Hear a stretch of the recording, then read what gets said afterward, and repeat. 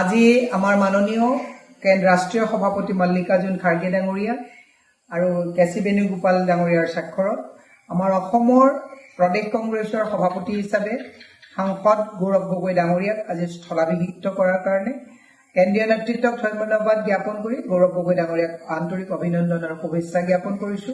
সমান্তৰালভাৱে আজি ৩ বছৰ নিৰৱচ্ছিন্নভাৱে ভূপেন বৰা ডাঙৰীয়াই ধুবুৰীৰ পৰা শদিয়ালৈকে বৰাক ব্ৰহ্মপুত্ৰ সকলোতে দলটোক শক্তিশালী কৰাত যি আত্মনিয়োগ কৰিলে তেখেতৰ প্ৰতিও আমি কৃতজ্ঞতা জ্ঞাপন কৰিছো। ভৱিষ্যতে তেখেতৰ পৰাও আমি দিহা পৰামৰ্শ আশা কৰিম আৰু তেখেতক কেম্পেইন কমিটিৰ চেয়াৰমেন হিচাপে এপইণ্টমেণ্ট দিছে। দেৱব্ৰত শইকীয়া ডাঙৰীয়া আছে, প্ৰদ্যুৎ বৰদলৈ ডাঙৰীয়া আছে, ৰকিবুল হুছেইন ডাঙৰীয়া আছে। তেওঁলোককো আমি আমাৰ শ্ৰদ্ধা জ্ঞাপন কৰিছো যাতে তেওঁলোকে দলটোক এটা গতি কৰি লৈ যাব পাৰে। আমাৰ ৱৰ্কিং প্ৰেচিডেণ্ট হিচাপে জাকিৰ হুছেইন সিকদাৰ ডাঙৰীয়া, তেওঁ আগৰ পৰা আছে, এতিয়াও আকৌ তেখেতক দিছে। ৰৌজিনা তিৰ্কি ডাঙৰীয়ানী আৰু প্ৰদীপ চৰকাৰ ডাঙৰীয়া আটাইকৈলৈকে আন্তৰিক শুভেচ্ছা আৰু নমস্কাৰ জনাইছো।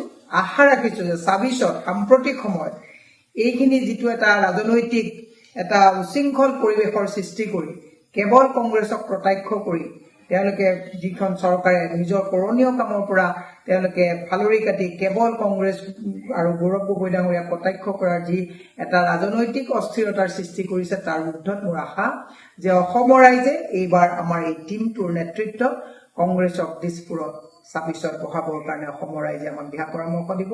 মোৰ পুনৰবাৰ এই গোটেই কমিটিৰ সকলোলৈকে মোৰ আন্তৰিক শুভেচ্ছা আৰু অভিনন্দন আছে আৰু গৌৰৱ গগৈ ডাঙৰীয়াক ইয়াৰ পৰাই পুনৰবাৰ অভিনন্দন জ্ঞাপন কৰিছো যে তেখেতৰ নেতৃত্বত যাতে অসমত ২৬ত চৰকাৰ কৰাত আমি সকলোৱে আত্মনিয়োগ কৰিব পাৰোঁ। ধন্যবাদ।